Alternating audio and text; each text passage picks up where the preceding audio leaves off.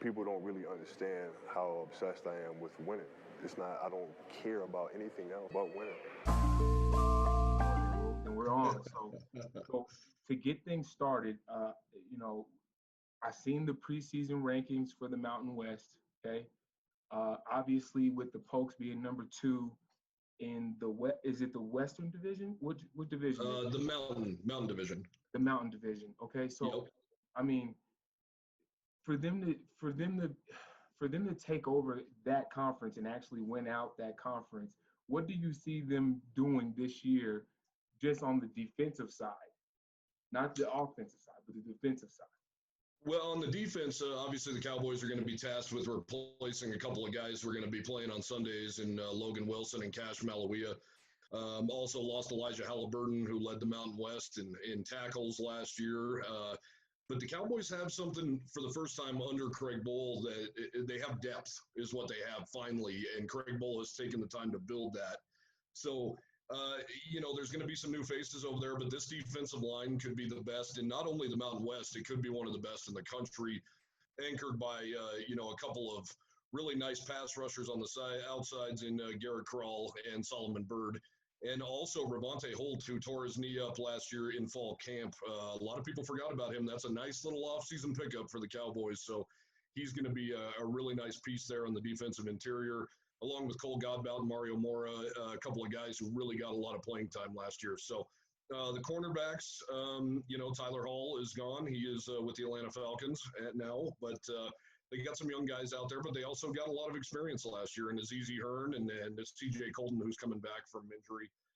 CJ, of course, is the guy who returned the the Kelly Bryant fumble for a touchdown to get the Cowboys on the scoreboard against Missouri. So I don't see this defense taking a huge step back. There's a lot of new coaches on that side of the ball, including Jay Salvell, the new defensive coordinator. And, of course, he's the Cowboys' 3rd defensive coordinator in as many seasons. But I see big things out of Chad Muma, the linebacker. I see big things out of Gandy. They're in the safety spot, replacing Elijah Halliburton. I don't see this defense taking any kind of major steps back. And when you have a good defensive line that can get after the quarterback and stop the run, that's only going to help a young, inexperienced secondary. Now, last year, they came out the gate shooting.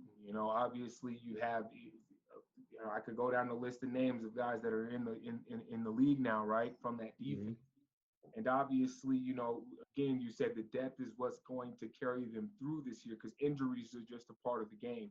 Now, let's per se somebody test positive, right?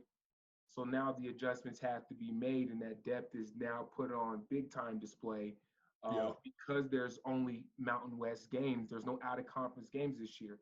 But while we're talking about that, what do you see the university doing to replace that money that they're missing from those out-of-conference games, like a big SEC game with Missouri? Yeah, well, Texas, this year Texas was on the slate this year, right? Big 12.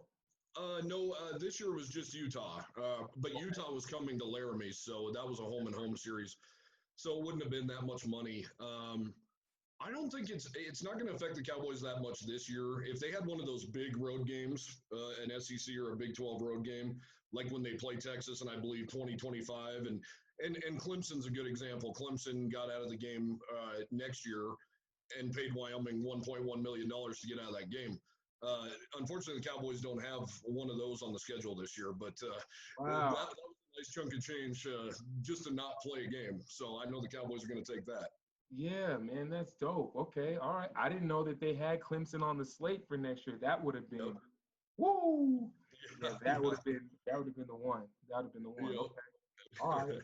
So then, obviously, as we transition over to the offensive side of the ball, it's an interesting year for the Cowboys, to say the least, when you got 2 quarterbacks, and Levi's obviously coming off of a red hand in the bowl game, right? Mm-hmm. I don't know what's going on with Sean. I haven't heard much, but how's he progressing?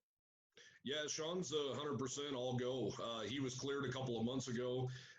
Probably would have not been a participant in spring ball had the Cowboys been able to have a spring season, but he is healthy right now and working out with the team. They're all in Laramie right now. That's going to be the question of the year, right? Before opening day on September 5th, we hope, is going to be who's under center. And I think it is going to be very much an open competition between these two. Levi Williams, like you said, he was great down in Tucson, threw 3 touchdowns, was, get on the 1 touchdown, Dave Neverhart gets hit and knocked all the way underneath the Georgia State bench and gets right back up. It was one of the best. I mean, that was one of the best games that I've seen from the folks last year, man. They got crazy. Yeah, and Levi's a tough kid, and he's put on a ton of weight this offseason. He's coming in at 245, so that's going to be a fun. What? That's going to be. Yeah. He's put on some good weight, unlike me. He put on the muscle kind, but it's you can't discount what Sean Chambers can do on a football field too, especially with his legs, as we've seen the last 2 years. The kid is dynamic, and he's won 9 games as a starter. So, everybody of course asks me who I think is going to be the starter next year, and I have no idea. You can fight for either one of them, and you can say reasons why either one of them shouldn't.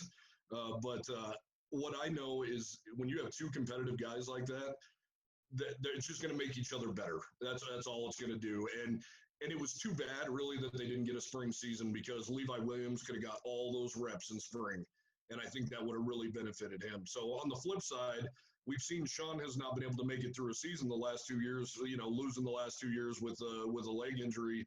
Can he continue to play like that? Can he continue to take hits like that? He's got to get better at throwing the football, and he'll be the first one to tell you that. But I think the Cowboys just have a really good problem on their hands, and it's obviously not a problem. And Craig Bohl actually hinted at the fact that we could see both of these guys play. I don't know if we'll see both of them on the field at the same time per se, in some special packages, but I could see, it's going to be hard to keep either one of these guys on the bench. So I'm sure Craig Bohl's hoping that one of them rises to the top and makes that an easy decision for him this fall. Ain't that the truth? Well, see, here it is. You have all these great problems on the team for the Cowboys, obviously, with the preseason ranking of number 2 in the Mountain Division. You just like the way where they stack up on paper right now. And obviously, there's one guy that's a hidden running back right now for the Cowboys that I always talked about. Number 7 from last year. I forget his name. Do you know who I'm talking about? Yeah, Trey Smith. Yep. Yeah, that guy. If you could get him and Xavier together, right? And even number 30, if he's still number 35 or whatever, 34. Yeah, Titus Wynn. Yeah, you put all 3 of those guys together, you've got a monster running back committee. Well, not to mention they have a kid over there named DeWyan McNeely who, he was ineligible academically last year, but from all accounts, from everything I've heard from the guys on the team, coaches off the record have told me that guy is the real deal. He's already got the body type. They have an embarrassment of riches there in the running backs room, and we all know what makes that go, right? And that's a great offensive line that is loaded with depth. And to me, that's why this Cowboys team was picked number 2, because they have every offensive lineman returning.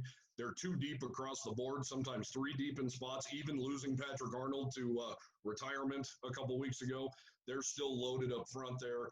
And if this team can get any semblance of a passing game, they are going to be deadly on offense, absolutely deadly with that running game. Yeah, I never seen anything like it. When I watched Xavier just run. I mean, I almost felt like they was going to run him into the ground toward the end of the season. I said, goodness gracious. And then when, you get into the bowl game and you see him make an explosive run, right? Yeah. He's getting ready to break out of there. And I'm like, oh, man, they're going to run him down, man. And they ran him down. And I said, Steve, that's what I was talking about. He's gashed from the season. If you've played a full football season, you know what it's like in week 12, week 13, now bowl game. You're tired, man. Mentally, you've almost checked out. The grass is yellow, so your mind is yellow. You know what I mean? Like it's like everything is on stale mode at that point. But and with Xavier too. I mean, I can't say enough about Xavier as a person, as a player. What a great guy, and he was not healthy from week 2 on. He got hurt against Texas State in week 2 in San Marcos, and he never was able to fully heal. Right. And then they lose Trey Smith against Tulsa. Mm-hmm. Then they lose Titus Wynn for the season against San Diego State. And here's Xavier Valladay basically on one wheel carrying the ball, 34, 35 times against Boise State? A game. Yeah. That guy's a horse. He's a workhorse, and a problem he's had is keeping on weight. So that's something he's really trying to work on so that he can battle and bruise throughout that. But then again, if the Cowboys, once again, if they can get any semblance of a passing game, these running backs are not going to be forced to run the ball 35 times a game. They can rotate in and out. They can stay fresh, and the Cowboys could have a 3, 4, 5-headed monster back there in the running backs room. So and that's going to be Coach Bowles. His MO is running the ball. It doesn't matter, right? Now, what about the wide receiver? I'm a wide receiver myself, right? So I pay special attention to these guys. The tight ends are pretty solid, and I think one of them may have graduated. 33, did he graduate? Yep, Josh Harshman. Yep. Okay, so Harshman's out. So what is the wide receiver core in the tight end room look like nowadays? As far as the wide receivers, I know Craig Bull, I asked him this at his last press conference. Is he trying to make a more concerted effort to get some bigger guys out there? Because all seniors that left, as far as John Akwali, Austin Conway, Raheem Ishmael, those guys all had the same body type. They were all about 6 foot tall. They were all about 160, 170 pounds. And now he's getting some guys. He's bringing in some guys and making a concerted effort to get guys that are bigger, that can go up and get passes, where you don't have to put the ball on the money every time a guy can get up there and go make a play. And last year they had those guys, but they were freshmen and they redshirted them. And that is Isaiah Nair and Alex Brown. And these guys, from all accounts, once again, from the players, these guys are going to be dynamic playmakers. And they're really excited about those guys. And not to mention Aiden Everhart, Gunnar Gentry, Wyatt Whelan, guys that were on the team last year that made some plays. But there was no rhyme or reason. And the wide receivers could never get into a rhythm. The quarterbacks could never get into a rhythm last year. So it'd be so nice for this offense to find a way to get those guys going. And it's really going to be the difference between finishing first or second in the conference and not. It's a big deal. Well, when you look around the Mountain West division, just, because I get out there and I'm down on the field and I'm looking at wide receivers from different, I go and watch all the wide receiver drills from both teams, okay? Yeah. And, I looked at Nevada, I looked at UNLV, and I think CSU has a couple of big body wide receivers as well.